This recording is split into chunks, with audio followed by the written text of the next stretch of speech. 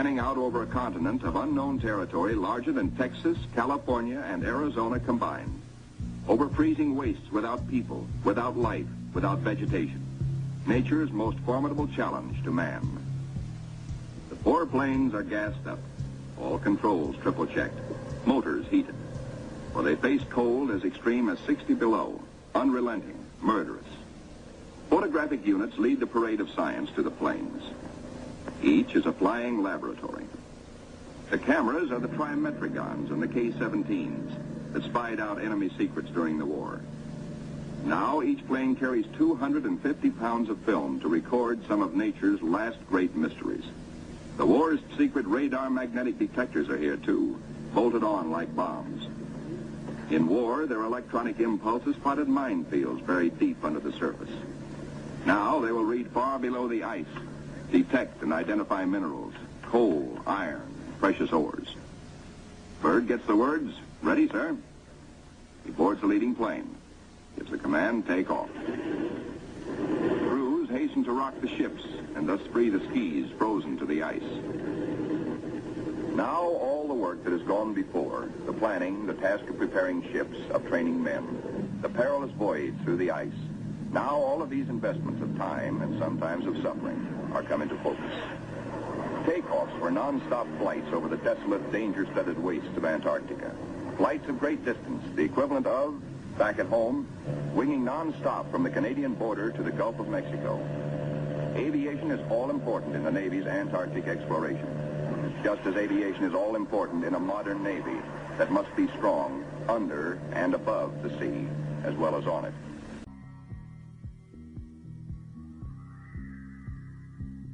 Shelf ice, Byrd leads his 4 planes in the long climb over pressure ridge areas, heading for the polar plateau, 10,000 feet up.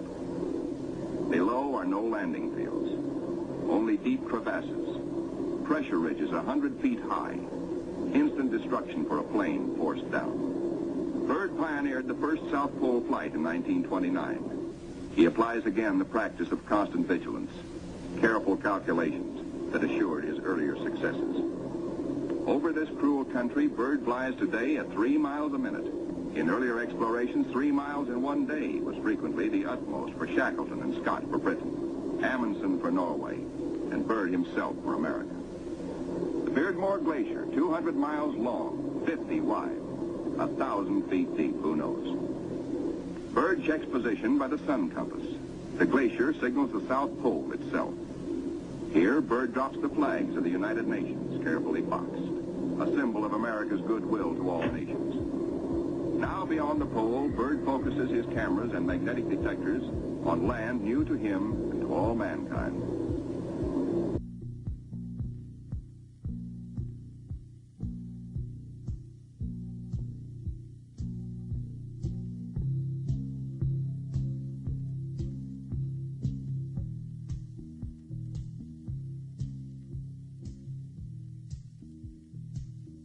The pilot, Commander David E. Bunger, wipes his frosted windshield, a constant source of trouble in polar flying.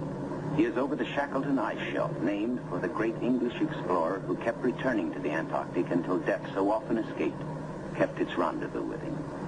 The smooth shelf roughens. Dark rocks, called nunataks, appear above the ice. Then rugged mountain ranges as far as the eye can see. Byrd's planes, deep into the unknown, are the eyes of civilization, recording, evaluating, mapping. Plateaus, mountain ranges, with peaks 20,000 feet above sea level. The trimetricon lenses, clicking overlapping exposures every 3 seconds, photograph from horizon to horizon. Coal, a mountain of coal. Byrd later declares Antarctic mines, if once tapped, could supply the world's coal needs for centuries. These official motion pictures can give only a cross-section of the miles of photographic records accumulated on this expedition by the Navy. The exposed mapping film will take 5 years to assemble. Amplifying these are the radar magnetic detectors, accurately recording mineral discoveries of immense value for the future use of all mankind. England, Norway, South Africa, Australia, New Zealand, South American countries, and Soviet Russia are claiming Antarctic territory. the United States recognizes no claim and so far has made no formal claims for itself. But international policies cannot concern the Admiral now. His duty is to keep his flying laboratories functioning, to fulfill his dream of a lifetime. The word "gas half gone, sir," comes from the engineer tabulating fuel tank readings. Byrd radios his pilots, return to base. By the third leg of their triangular course, the planes head back for Little America. Byrd's plane takes the widest swing fuel permits as the lenses of the Trimets continue recording new territory. This is the last big flight. Byrd is determined to record the maximum possible. One by one, the planes swing in over Tent City. Flight operations checks them in and safely down. Plane 2, plane 3, plane 4.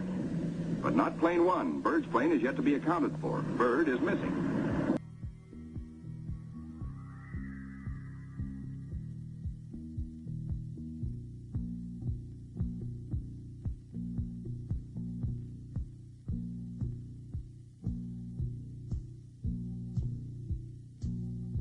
The smooth shelf roughens.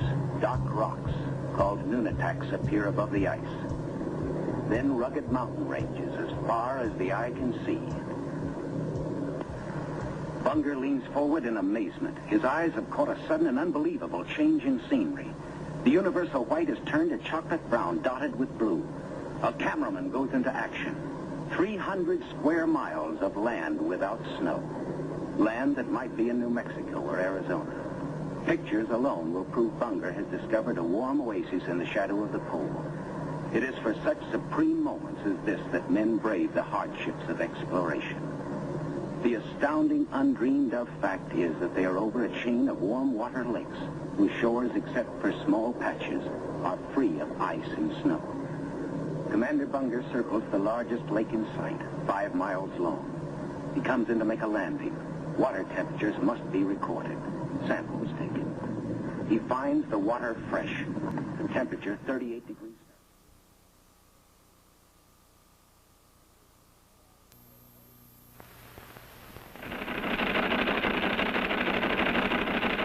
It's time for the Longines Chronoscope, a television journal of the important issues of the hour, brought to you every Monday, Wednesday, and Friday. A presentation of the Longines Whitnor Watch Company, maker of Longines, the world's most honored watch, and Whitnor, distinguished companion to the world-honored Longines.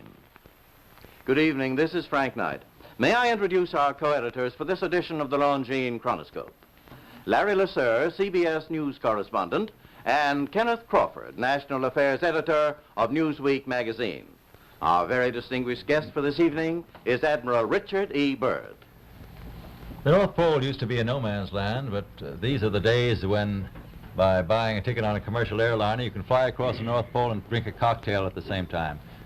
Yet only 60 or more years ago, about 35 years ago, our guest tonight found out whether there was any land north of the North American continent.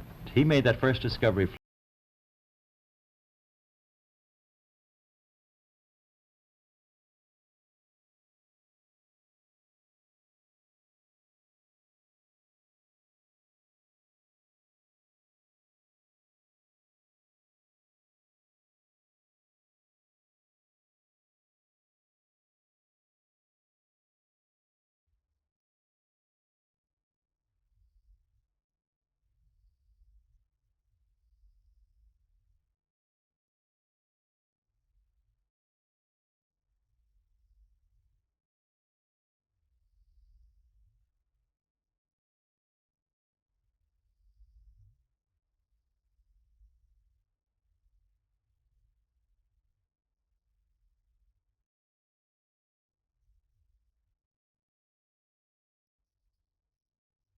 Well, Admiral, do you hope to see that?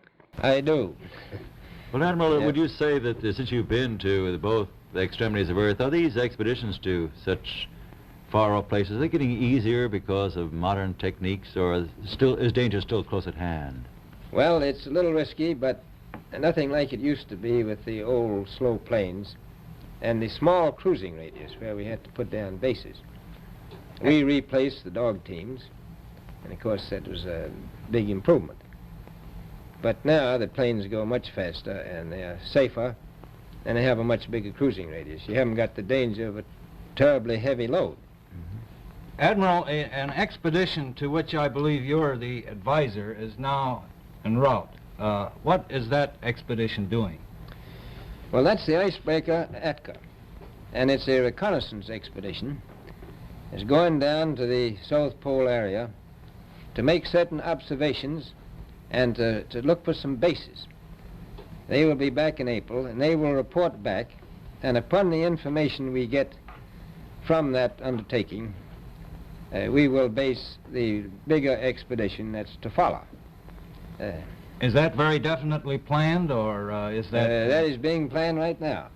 So I'm willing to say to you that there will be a number of expeditions that will follow, I think, year after year, to the bottom of the world, because the government has really become interested. Well, Admiral Byrd, I can understand, I think everybody can, the interest in the North Pole because it's so near our greatest challenger, Soviet Russia, but why this interest in the bottom of the world? Nobody living down there, is there? No, it's pretty cold. There's only one permanent resident, that's the emperor penguin. The little ones live further north. I tell you one reason they're interested. It's by far the most valuable, important place left in the world for science. That's why the scientific groups all over the nation are really interested. But more important than that, it has to do with the future of the nation, those to come after us, or even during your lifetime. Because it happens to be an untouched reservoir of natural resources. And, you know, as the world shrinks with an ever-increasing acceleration, far-flung places, once useless, like we thought the North Pole was, and no man's land, become very useful. The bottom of the world will be important, not only to us, but to our allies. I was going to ask you, does it have military importance? It has some, and as the world shrinks, it will continue to shrink with an ever-increasing acceleration, thus bringing these places closer. And in the future, I can see a time when it will be very, very important strategically. Well, has the development of air power increased the strategic importance of places like the very much Parma so. Peninsula, we'll say? Very much so. Even now, if anything happened and we lost the Panama Canal, we would have to control the islands just north of Antarctica, which are part of Antarctica, then between there and Cape Horn. I've heard it said that there are 7 continents in the world, and one of them has never been seen by a woman, and that's Antarctica. Is that actually true? Well, if the Palm Peninsula is an island, as far as I know, that's true. No woman's ever stepped foot upon the Antarctic continent, and it's the most peaceful place in the world. Well, I'm sure that won't last very long. I understand now that you're working with the Arnold Bread Company in charge of frozen foods. Now, is there any future for frozen foods down these frozen extremities? Well, I think the human race can be helped by that. This was thought out by Dean Arnold, who's, in my opinion, a great humanitarian. He learned that we went down there after 4 or 5 years and finished a meal that we had left there on the table when we had evacuated Little America. Everything was perfect, including the bread. So he got the idea of this frozen bread, and already he sent some to Europe, and it worked very well over there for some of the starving people. So you can store it down in the Antarctic and against the lean years, and you wouldn't have any people in the world really starving if you did that. Yes, in the event of an atomic war... You'd stay there forever. Admiral, you speak of the resources of Antarctica. What are they? What are the natural resources there? Well, we've found enough of coal within 180 miles of the South Pole in a great ridge of mountains. It's not covered with snow, enough to supply the whole world for quite a while. Well, that's the coal. Now, there's evidence of many other minerals. We are pretty sure there's oil. Now, that coal shows the bottom of the world. Now, by far, the coldest spot in the world. Where that coal is gets 100 below zero in the winter. Well, was once tropical. So we think there's oil there, and there's evidence, probably uranium there. is it any secret, is there uranium there? That would be the only thing that would be practical to actually go after, I suppose. Everything else would be economically unfeasible, wouldn't it? Well, as we recklessly expend our resources, the time will come when we'll have to go after that stuff down there. Well, you know, I avoided what you said about uranium. I'm not sure about that. I don't want to have the world fighting over the Antarctica. Admiral Byrd, is there a competition among other nations to try to get information about Antarctica and possibly to secure some of these resources? Well, yes. There are now 7 nations very much interested. Russia is interested tremendously. That I'm sure of. Australia has an expedition down there. The Argentine, the Chile, New Zealand, Britain, and so on. Now, you can understand those people down there being interested because they live down there, the New Zealanders, the Argentinians, the Chileans, and Australians. And so we don't do much about claiming anything. Admiral, you make this sound a little crowded. Are there that many expeditions now there or en route there? Well, you know, as I said, it's the most peaceful place in the world, but I don't think it will be for long because of this intense interest on the part of other nations and this nation. Well, Admiral Byrd, are private expeditions a thing of the past? Is expedition and exploration, making expedition and exploration now purely a government function because of the tremendous cost and organization? No, I don't think so. I think down south it may be more or less a thing of the past, but not other expeditions that go there. A lot of them go north now. This latest expedition now on the way is a government expedition, I take it. Yes, that's the government. Admiral Byrd, may I ask you, is there a great difference between the top of the world and the bottom of the world? There is. Now, the North Pole is the center of an ocean 10,000 feet deep. The South Pole, the center of a plateau, 10,000 feet high. The North Polar Sea is surrounded by continents that are slightly frozen. The Antarctic continent is surrounded by a belt of ice, frozen seas of at least 1,200 miles thick. Now, the south is a plateau. It gets, in some places, 14,000 feet up. I've been over areas about 13,000, and it's a little bit chilly up there. So there's that big difference between the top and bottom of the world. The north really isn't very cold up there on the Arctic Ocean. Not compared to the south. Admiral Byrd, we often hear it said that our young Americans now aren't as hardy as their forefathers. Do you think that Americans do measure up to the standards, the physical standards and morale standards of the past? I do. I don't believe that. I think they're just as hardy. Well, what would you say was the most valuable factor on an expedition? Is it morale or physical courage, or is it sheer equipment? Well, I've always thought that loyalty was by far the most important trait. The British told me that when I first went down in 28, that I couldn't possibly get through the winter night without a mutiny if I took more than 20 men. But to serve science, I had to take 42 men. Then I took 56 the next time, and so on. So, and I did find that loyalty was the most important thing during the winter night when it's very hard on your nerves. I think that's best trait. Well, that's a very valuable characteristic at any time. Well, thank you very much, Admiral Byrd. It's been a great pleasure to have you here tonight. It's a pleasure being here.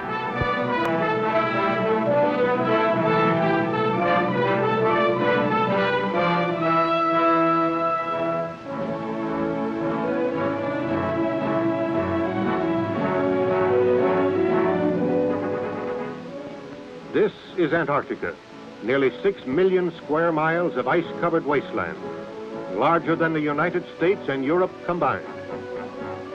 Less than 1/3 of this great continent has been explored. Previous expeditions have discovered indications of coal, iron, and other minerals in this last frontier. Its mean elevation is 6,000 feet, but some of its mountain peaks rise above 15,000 feet. It is the highest and coldest continent in the world. In Antarctica, scientists hope to find the answers to many questions which will unlock secrets of the universe. The International Geophysical Year is a combined effort of scientists of more than 60 nations to gain knowledge of the Earth and related phenomena by worldwide simultaneous observation.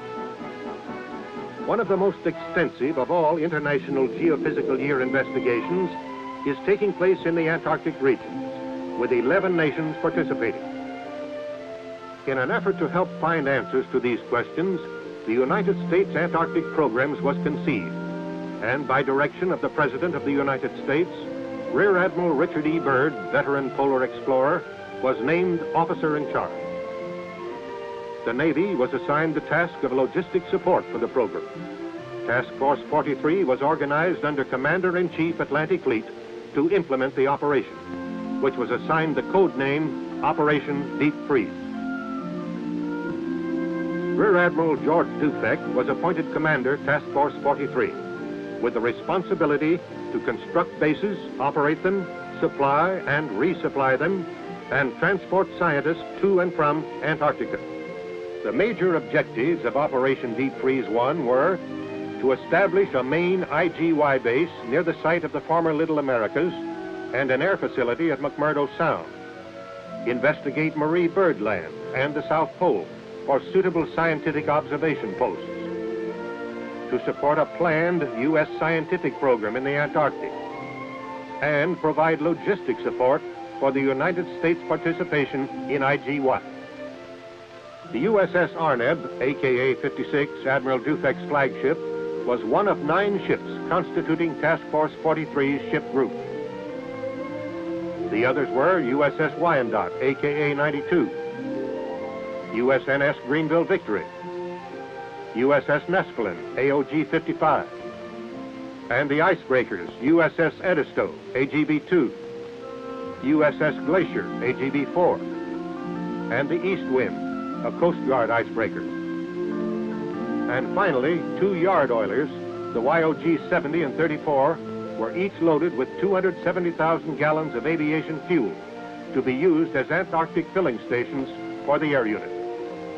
The Task Force Air Unit, Air Development Squadron 6, commanded by Commander Gordon Eby, consisted of 2 R-5D Skymasters, 4 R-4D Skytrains, 2 P-2B Neptunes, as well as 4 de Havilland Otters and 6 HO-4S3 helicopters carried aboard the task force's ships.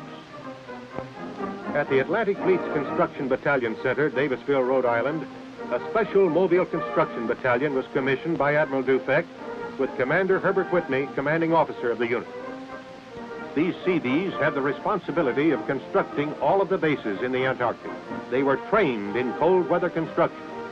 But the Antarctic, notorious for its unpredictability, will pose many problems for them.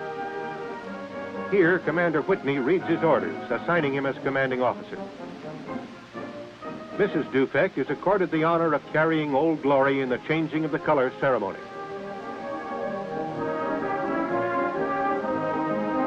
Miss Julia Hawks, selected by the crew as co-sponsor, representing the women who must remain behind, carried the battalion flag.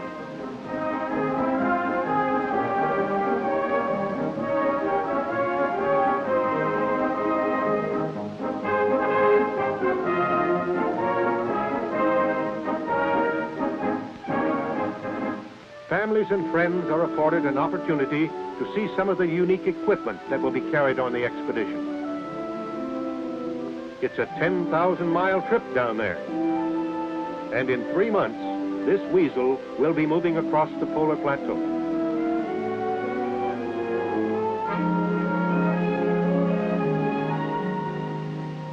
Junior checks it out, while Mom inspects this tent.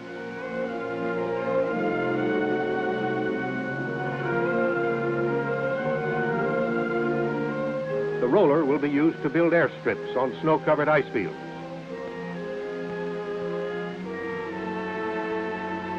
A winterized portable building.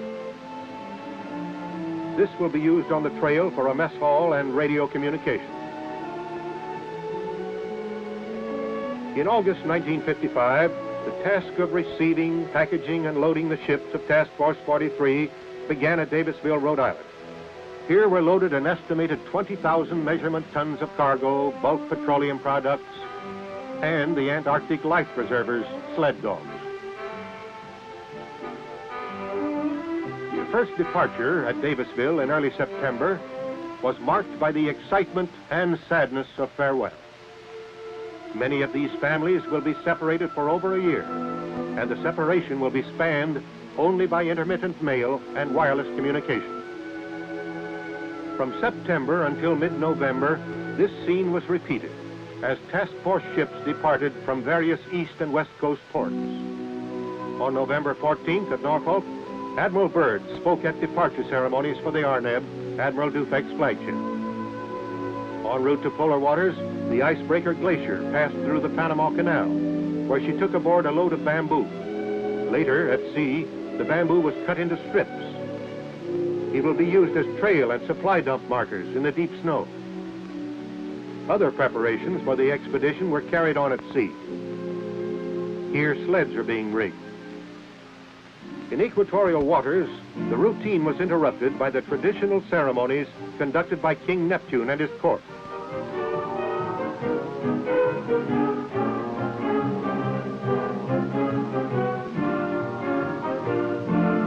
The pollywogs were put through the appropriate ritual of initiation required of all sailors crossing the equator for the first time.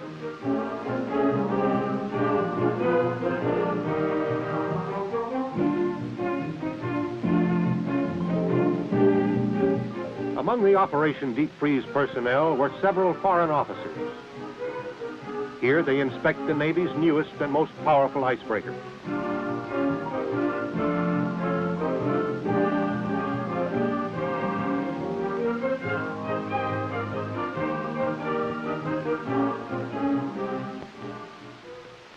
In warm tropical waters, religious services were conducted on the open deck.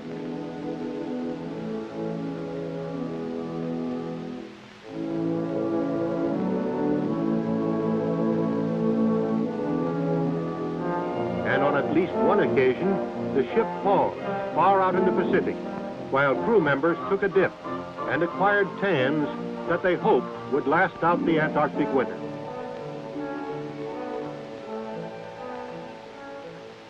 The crew of the little YOGs were deprived of many of the comforts and conveniences offered by the bigger ships.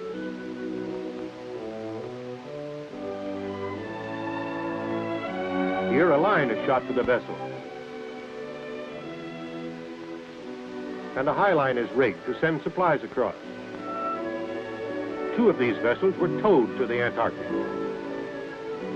Life aboard them was rough, wet, and lonely. Thanksgiving Day aboard the ships was celebrated in the South Pacific, far from a supermarket.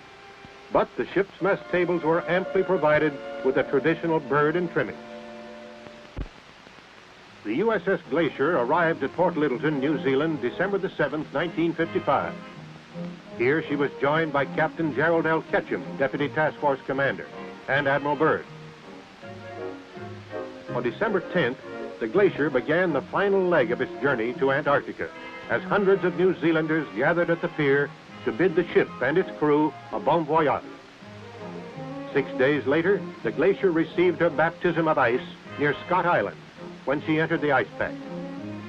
December 18th, the task force sighted the Antarctic continent when Mount Erebus, the only known active volcano in the Antarctic, towering 13,000 feet above McMurdo Sound, came into view.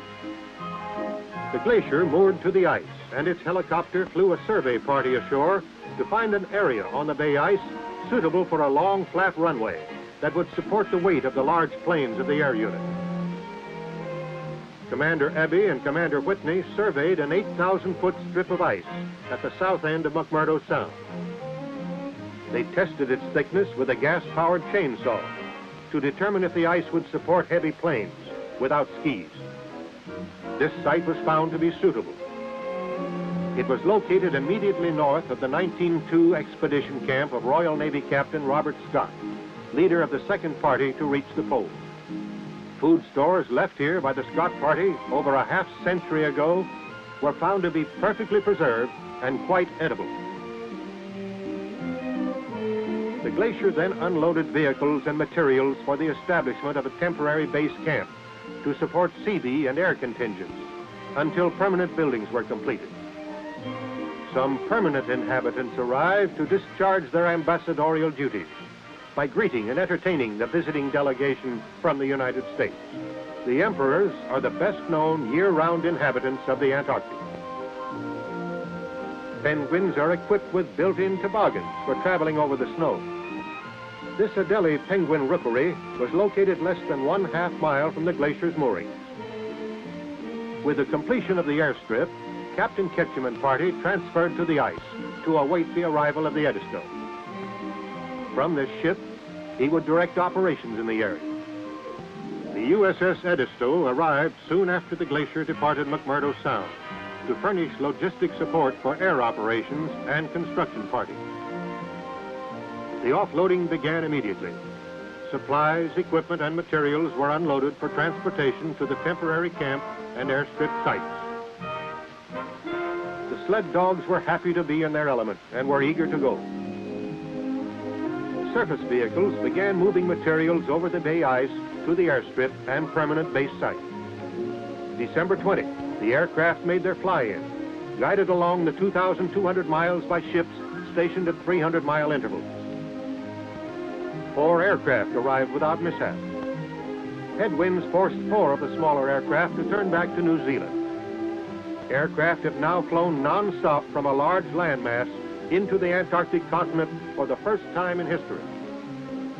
The glacier proceeded from its ocean station to Scott Island, and on Christmas Day, rendezvoused with the other ships of the task force north of the ice pack. Rear Admiral Dufek greeted Admiral Byrd as he transferred from the Arnett to the glacier to command the transit of the task force. The mighty glacier led the column through the ice pack. Clearing the pack 4 days later, the task force was met by the Edisto, which led the Wyandotte and Nespelin into McMurdo Sound. The glacier escorted the Arneb and Greenville Victory on to Canaan Bay, 450 miles to the east. December 28th, the Wyandotte and Nespelin arrived in McMurdo Sound and sent a mooring party ashore to bury timbers, called dead men, for attaching the ship's mooring lines. After the long flight from New Zealand, an even more hazardous task was undertaken. Aircraft taxied 30 miles directly to the tanker Nespelin to expedite flight operations and take full advantage of the little remaining good weather. Refueling at the ship, the aircraft were on ice only 4 feet thick, over water 1,800 feet deep. A temporary camp was established and air operations commenced immediately. An R-5D using wheels rather than skis makes a jet assist takeoff, beginning a long-range exploratory mission.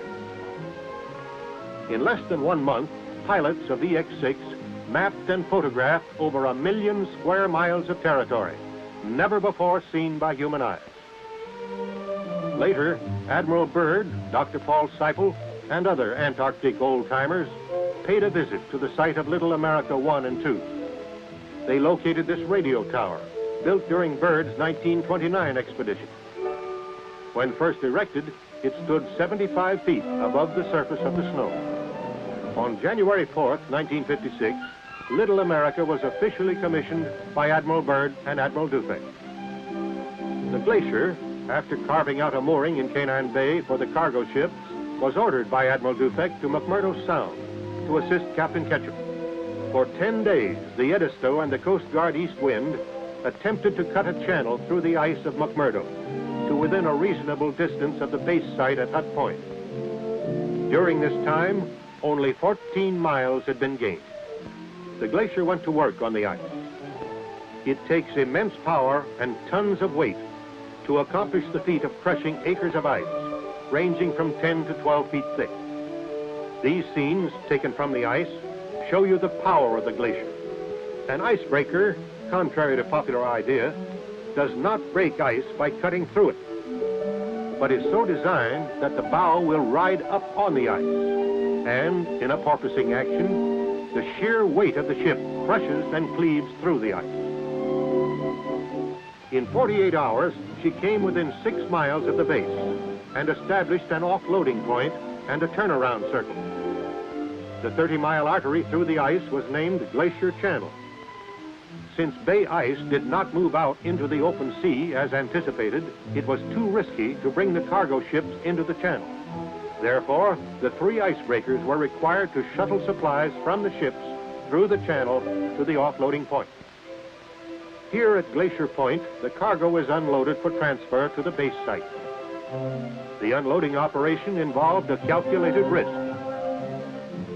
The Glacier's cargo handling equipment, designed for only 12 tons, lowered a 24-ton V8 tractor. The risk paid off. Cargo moved the 6 miles to the camp, loaded in tractor trains. This operation involved many hazards because of the treacherous bay ice.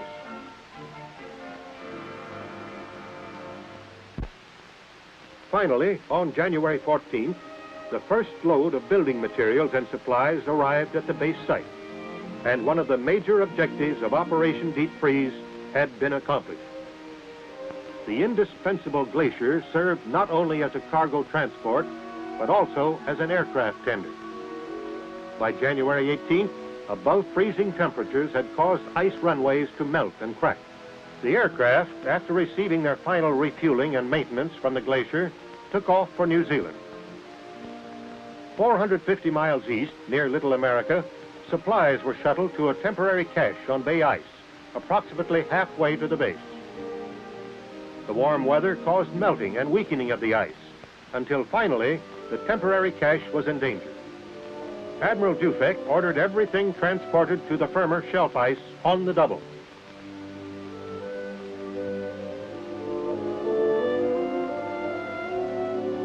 Every available tractor, carry lift, and helicopter was pressed into use.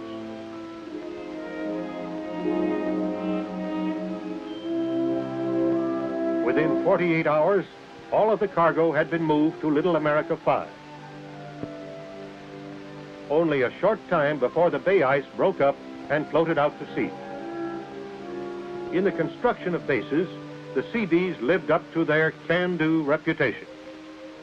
With the building area leveled, foundations were laid for the special type buildings which would be the living, operating, and recreational facilities for a long, long winter night.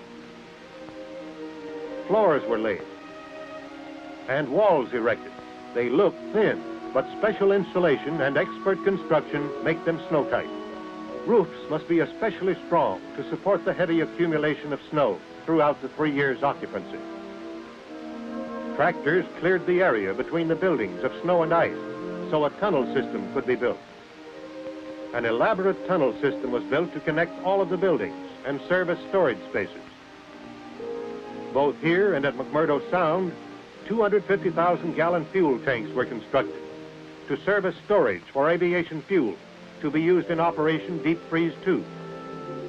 When completed, these tanks were filled from the USS Nestling, moored about 4 miles away.